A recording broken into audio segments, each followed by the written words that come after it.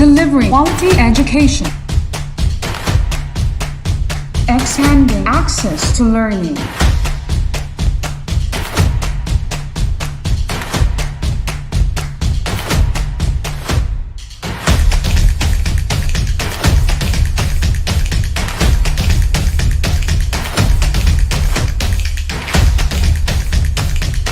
The official TV-based instruction of Tagum City. This is Tagum City Division's DepEd TV. Tara na!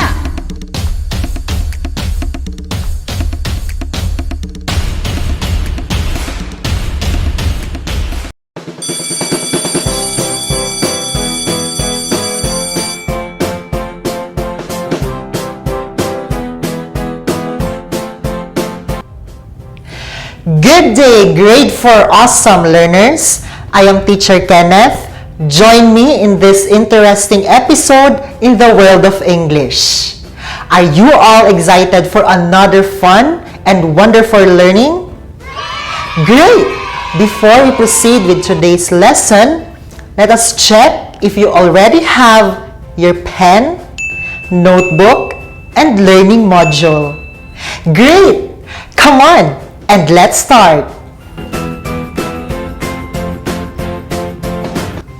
Welcome to English 4, Module 5 for the 4th quarter. At the end of the lesson, you'll be able to distinguish among types of journalistic writing and give the definition of news report, opinion article, feature article, and sports news article. Now, are you up for an activity, kids? Perfect! Check this out and see how much you have learned previously. Read the statement below and choose the letter of the correct answer. Write your answer in your notebook. I will give you 5 seconds to write your answer. Number 1. It is the most important aspect in journalism. Letter A, journalism. Letter B, journalists. Letter C, news. And letter D, freedom of expression. Timer starts now.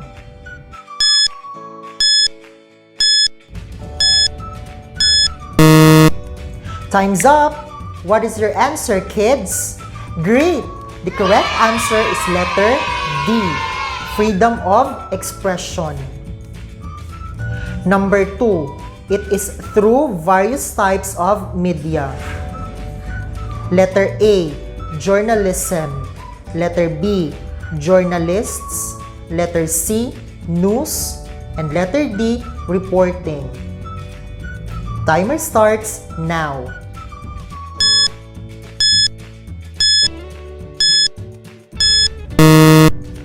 Time's up! Your answer is perfect. It is letter D, reporting. Number 3, it is the act of investigating facts, gathering and reporting information to the public. A, journalism. B, journalists.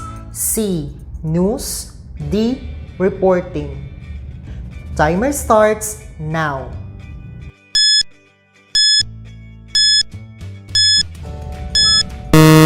Time's up! What is your answer? Wow! You are correct! The correct answer is letter A, journalism.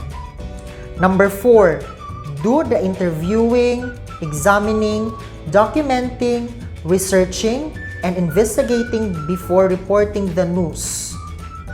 A, journalism. B, journalists. C, news. D, reporting. Timer starts now.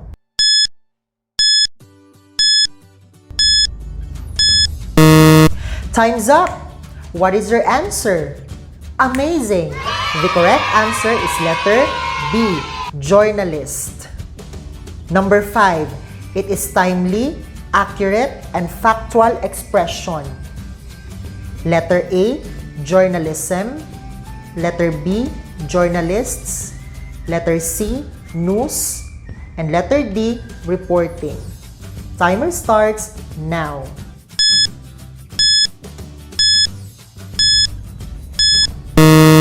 Time's up! Your answer is correct. It is letter C, news. Kids, you are indeed an excellent learners. Are you up for another activity, kids? Wow! I know you are very much ready for another activity for us to know if you already know our lesson for this day. Let us try. Put check on the blank if it does and X if it does not. You will be given 5 seconds to answer the question. Write your answer in your notebook. Number 1. Take photos of an event. Your timer starts now.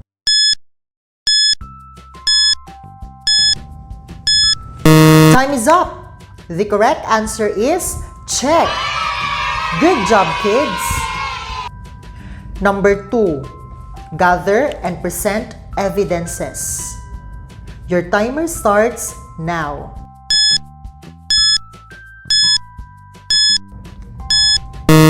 Time is up.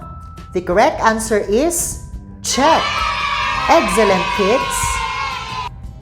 Number 3.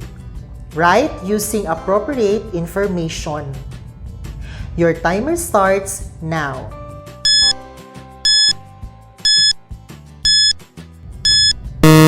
Time is up. The correct answer is check. Excellent, kids. Number 4. Conduct election of officers in school. Your timer starts now.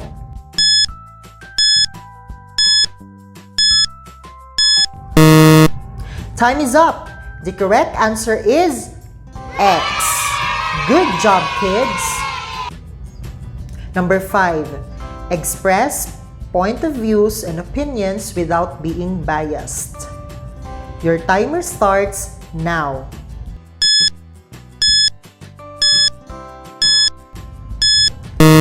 Time is up. The correct answer is check. Excellent, kids.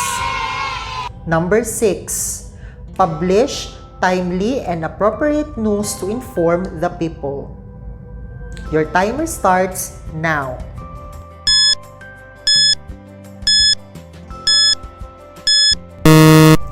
Time is up. The correct answer is check. Good job, kids.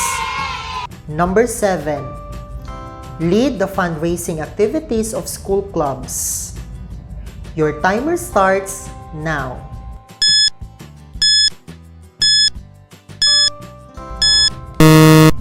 Time is up.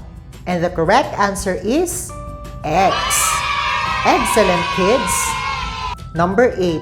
Ignite other organizations to form protests. Your timer starts now.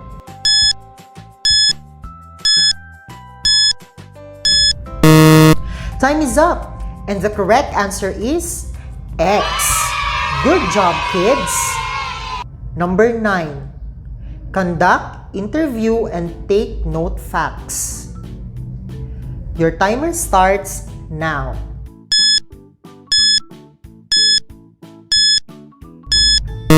Time is up, and the correct answer is check. Excellent, kids. Number 10. Exercise freedom of expression. Your timer starts now.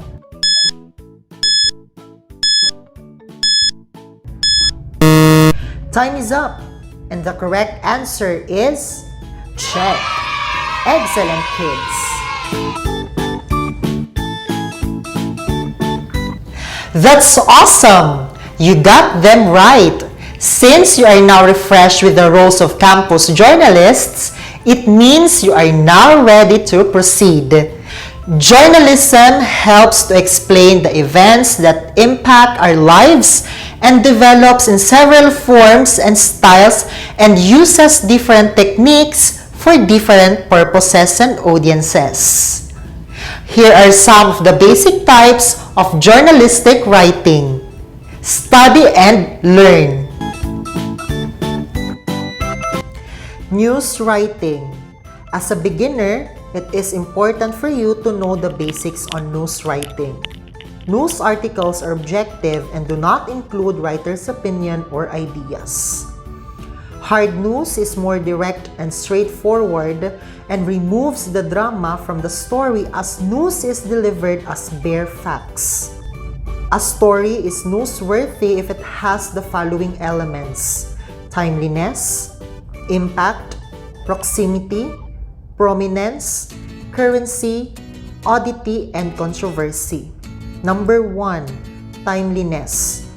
It talks about recent and fresh information.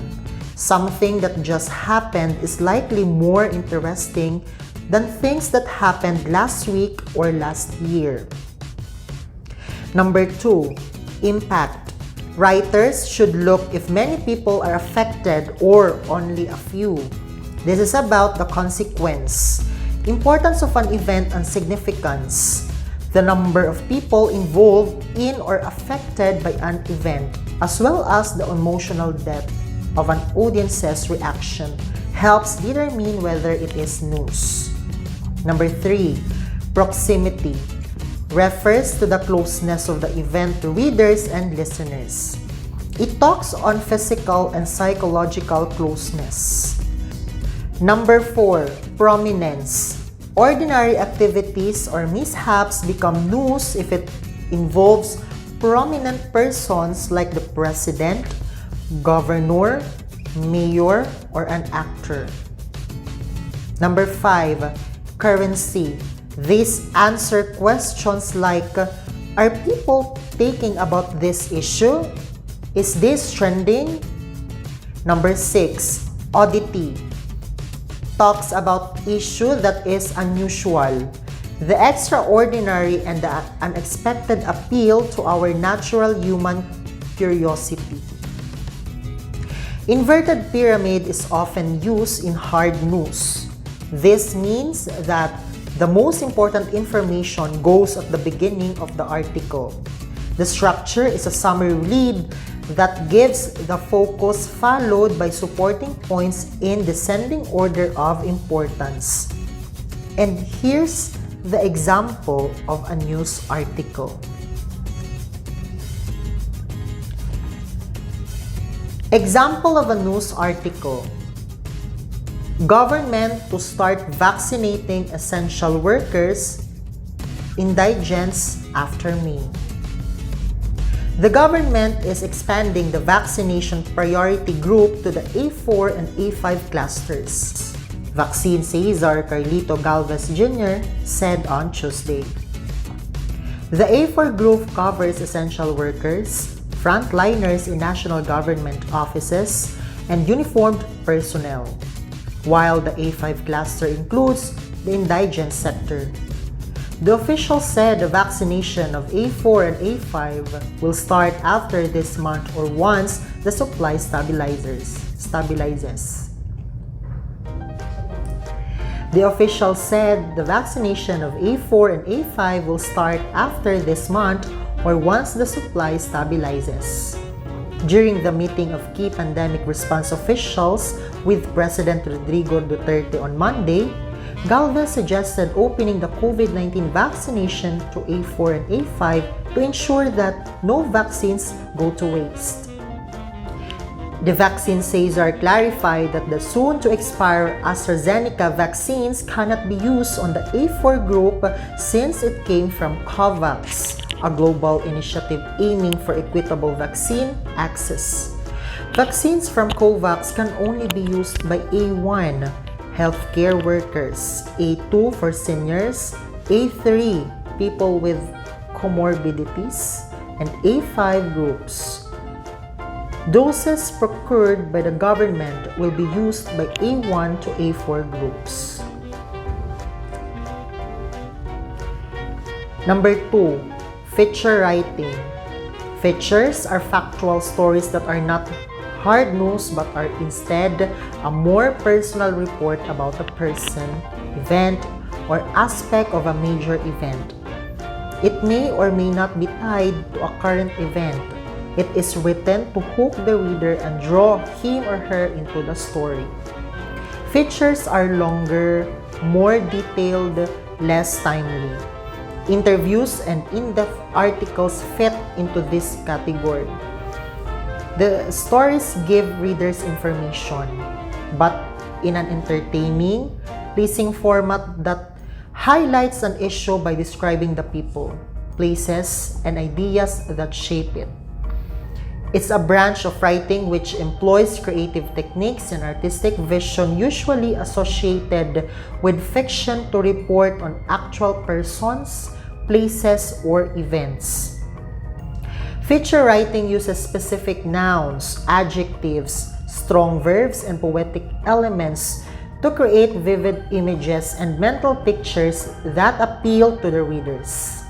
It is intended to give readers more descriptions and details.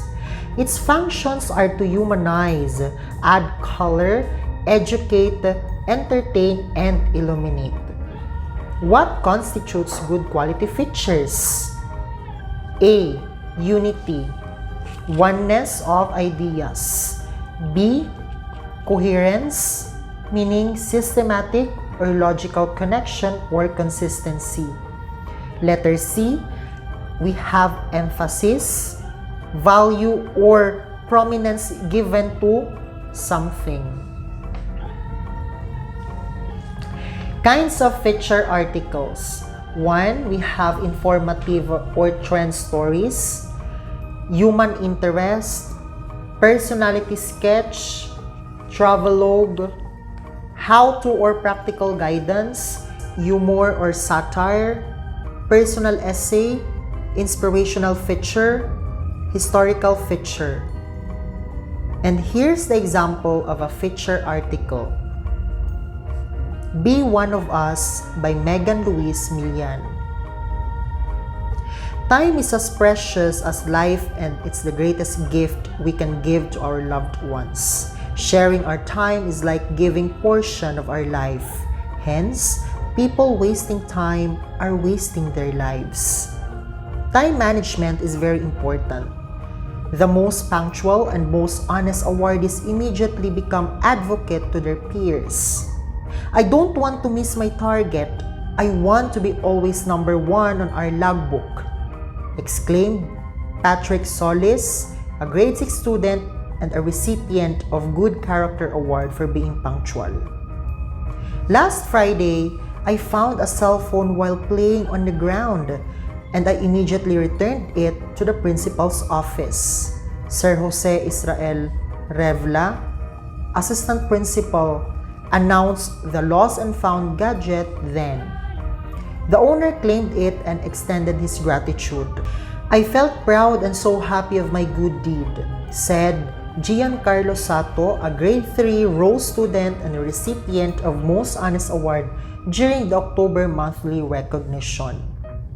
The impact of the program contributed a lot to the best performance of the learners and the teachers, as well as classes started on time.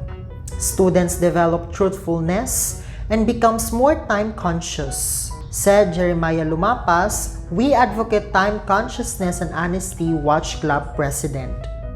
He added tips on how to beat time and be punctual. First, you have to be ready at night. Prepare all the things you need, including the clothes you're going to wear. Next, make a to-do list of the things that you're going to make the next day. And finally, sleep early to wake up early. Be one of us, he ended. Number 3, editorial writing. An editorial is an article that presents the newspaper's opinion on an issue. It reflects the majority vote of the editorial board, the governing body of the newspaper. It builds on an argument and tries to persuade readers to think the same way they do.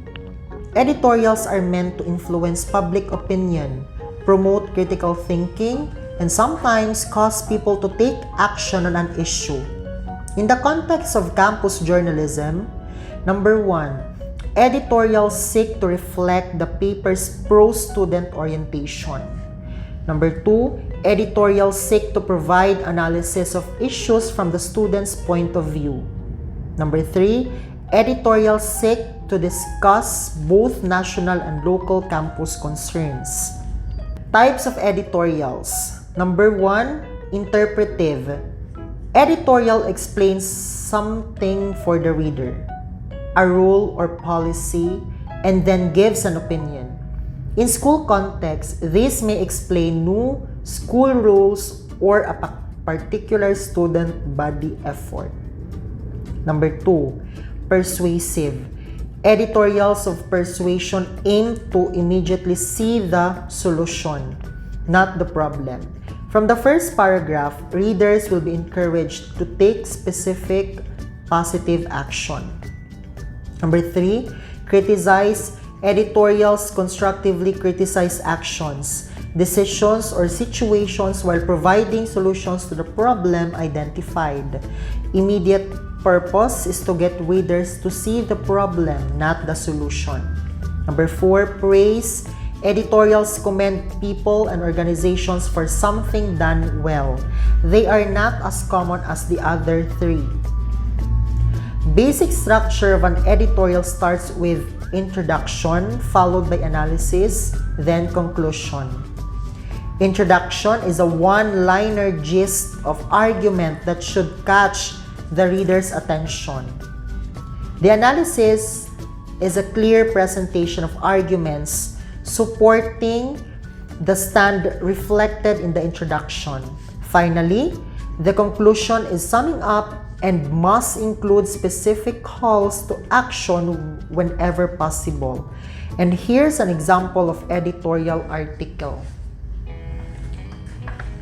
Example of an editorial: On Call, Noise and I by Hannah Sofia L. Pasquito. Our school, located at the heart of Tagum City, surrounded by main roads, is exposed to different kinds of environmental factors that may affect children's learning. One such is the presence of vehicles roaming around the school's perimeter, ranging from motorcycles, tricycles, private cars, ambulances, fire trucks, and the like that bring about noise and disturbances. Nowadays, many schools are situated near busy places such as city, shop, and residential areas. This occurs because of limited places to build the school and the rapid development of the community. Our schools need to be located in a quiet environment wherein learning is conductive. Noise pollution in environment disturbs the activities in schools such as studying, discussing, listening, and teaching sessions. The rate of the noise pollution in Magugpo Pilot Central Elementary School is very alarming. In a study conducted in UK 2002, road traffic noise has been found to cause dissatisfaction with the classroom environment among teachers. According to Lucas, it was found that exposure to traffic noise had a detrimental effect on children's reading ability. More recently, tests in both primary and secondary schools exposed to noise from road traffic have found that noise has a detrimental effect on the children's attention. The research is the best direct evidence yet that noise impact on learning and long-time memory. Moreover, what does street noise bring to our kids in school?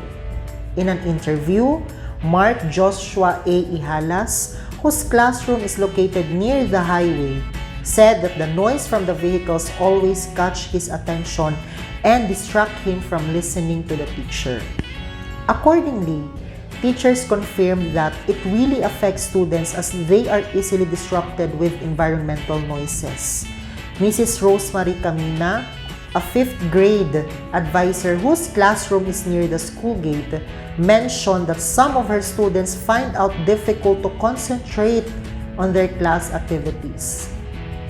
She furthered that the learners keep on looking outside, especially when they hear commotion coming from the street. Meanwhile, Mr. Alan Briones, a tricycle driver, commented that he knows his vehicle disturbs other people but says he can't do much about it because driving a tricycle is his source of income to support his family's needs.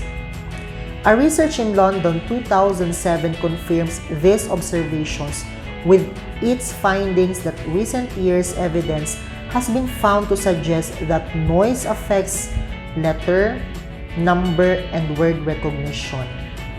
This is very important matter that authorities and stakeholders should take into account and if possible, to lessen if not to eradicate noise pollution problem before it's too late. The problem that we are facing with this inescapable noise is distressing. The dilemma needs to be addressed. The students are the future makers and molders of this country. Hence, the society needs to invest in students' learning to raise the quality of education. Number 4, sports writing. Sports is simply the action that describes winners and losers, and sports writer's job is to capture that moment between winning and losing and the drama of the heroes behind it. A sports article can be news, feature, or editorial.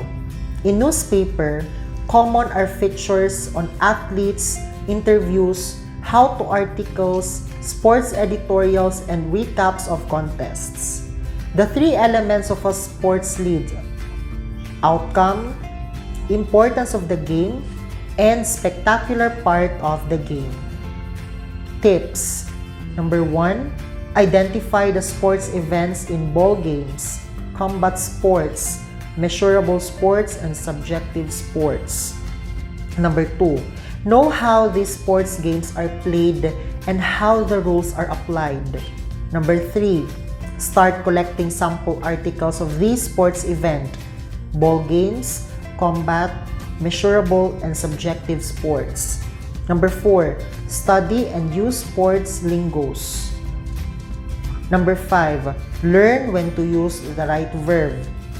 Number 6, learn to gather statistics. Master the elements of news gathering, the 5 W's and how. Number 7, carefully organize your facts into a lead.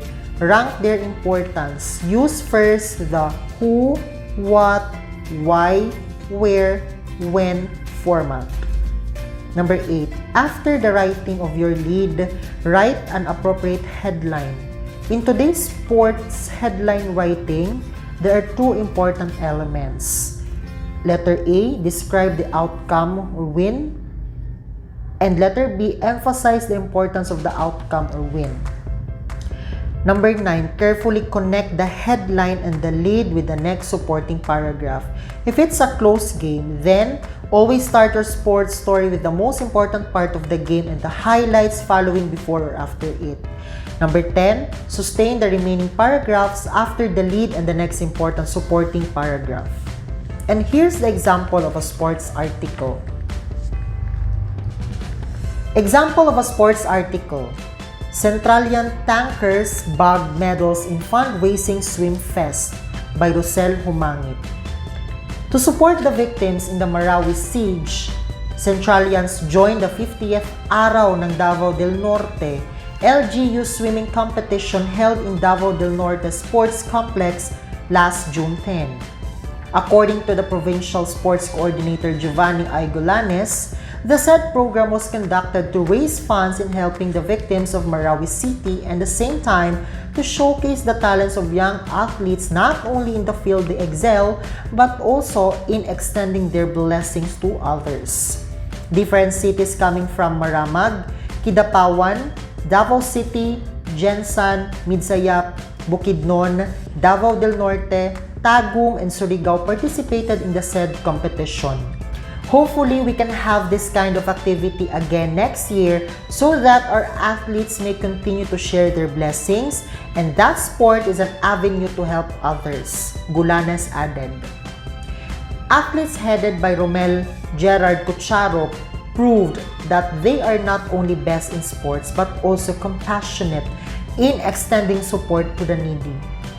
It is delightful feeling that you don't only compete in front of the crowd, but at the same time, you help other people who are in the state of deprivation, Cucharo said. Meanwhile, Cucharo bagged gold in 100 backstrokes and breaststroke, and Almari Gwyneth La Rosa in 100, 200, and 400 freestyle and 200 backstroke. Moreover, Almari Batad got silver in 100 and 200 freestyle. Cyril Vergara for 200 backstroke, Aliyah Resabo in 100 butterfly and 400 freestyle, and bronze medal for Clarice Jean Bulair in 100 and 200 backstroke. Now that you already know about journalistic writing, let us do this activity. Read the story and answer the following questions. You will be given 5 seconds to answer the question. Direction. Analyze and answer each question properly. Write the letter of the correct answer on the answer sheet. Number 1. What type of journalistic writing uses inverted pyramid format and deliver bare facts to the readers? A. News writing. B. Feature writing. C. Editorial writing. Letter D. Science and technology writing. Your timer starts now.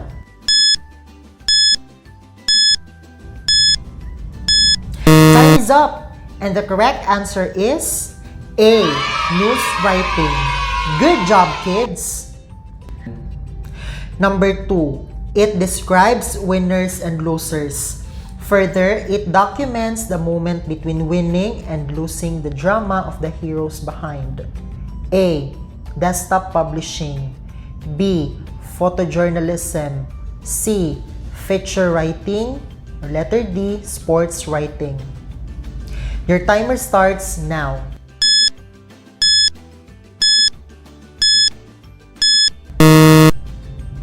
Time is up, and the correct answer is letter D. Sports writing. Excellent, kids! Number 3.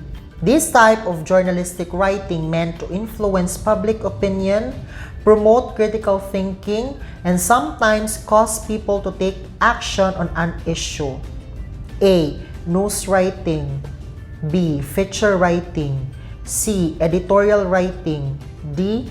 Editorial cartooning. Your timer starts now.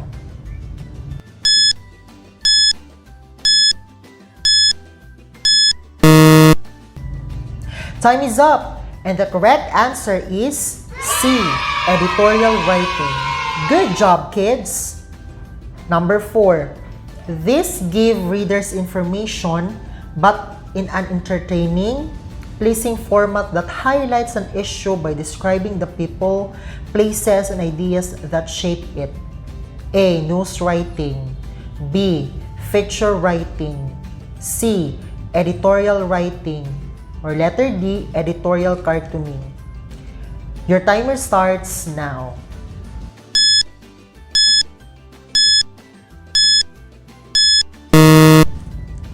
Time is up, and the correct answer is B. Feature writing. Good job, kids! Number 5. The type of editorial that aims to immediately see the solution, not the problem, and from the first paragraph, readers will be encouraged to take specific positive action. A. Interpretive. B. Persuasive. C. Criticize. Or letter D. Praise. Your timer starts now.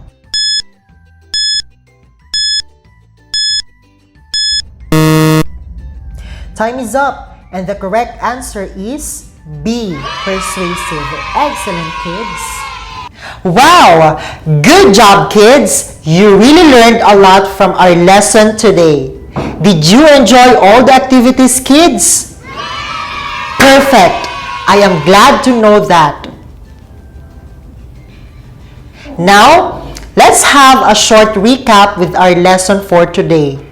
Kids, let us remember that journalistic writing is composed of news writing, feature writing, editorial writing, and sports writing, and use first the who, what, why, where, when format.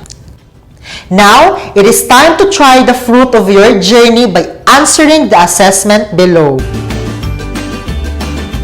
Read each item carefully and distinguish what type of journalistic writing does each lead belong. Write your answer on your notebook. You will be given 5 seconds to answer the question. Let's start. Number 1. Magugpo Pilot Central Elementary School Dance Sport Team shines as they bring home 5 gold medals, 4 silver medals, and 2 bronze medals at the recently concluded Batang Pinoy 2015 held on October 25, 2015 at Coronadal City. A. Sports, B. Feature, C. Editorial, D. News. Your timer starts now.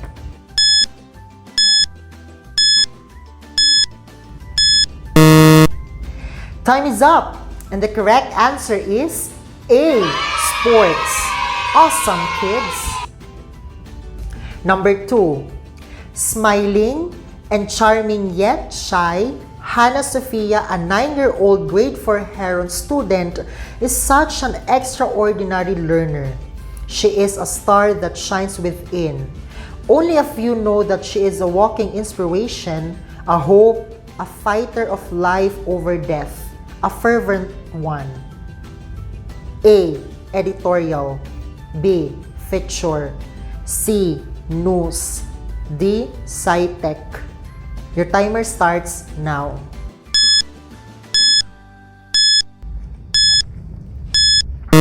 Time is up, and the correct answer is B. Feature. Good job, kids! Number 3. The school's 8-year advocacy on developing time-conscious and honesty students is highly commendable, since students' moral values are developed that shape the characters of future leaders. A. Editorial, B. Column, C. News, D. Sci-tech. Your timer starts now.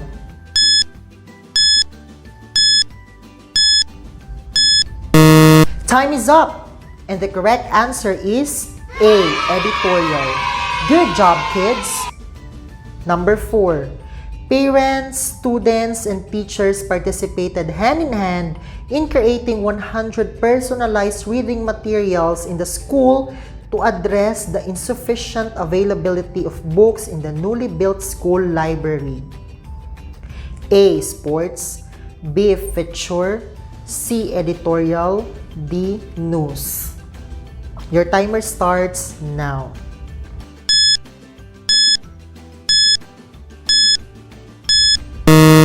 Time is up, and the correct answer is D. News. Excellent, kids! Number 5. Magugpo Pilot Central Elementary School Supreme Pupils Government, together with their teacher advisors, organized an outreach activity called Building Community of Readers to help 40 identified children recipient at Maxima Village, Tagum City just recently. A. News, B. Sports, C. Feature, D. Editorial. Your timer starts now.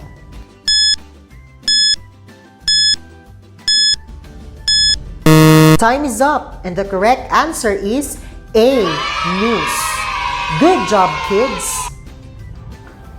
Were you able to write your answer, kids? Wow, that's awesome! I hope you had a great time learning with me. Hope that you can answer all the activities on your module with great joy and excitement.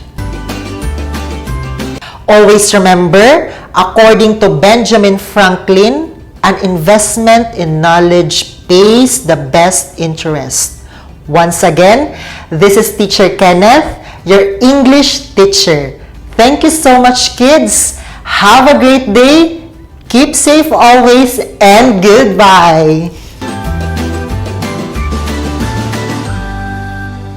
Pilot TV, Pilot TV na, Pilot TV, Pilot TV na, Pilot TV, Pilot TV na, Pilot TV. Manood at makinig sa mga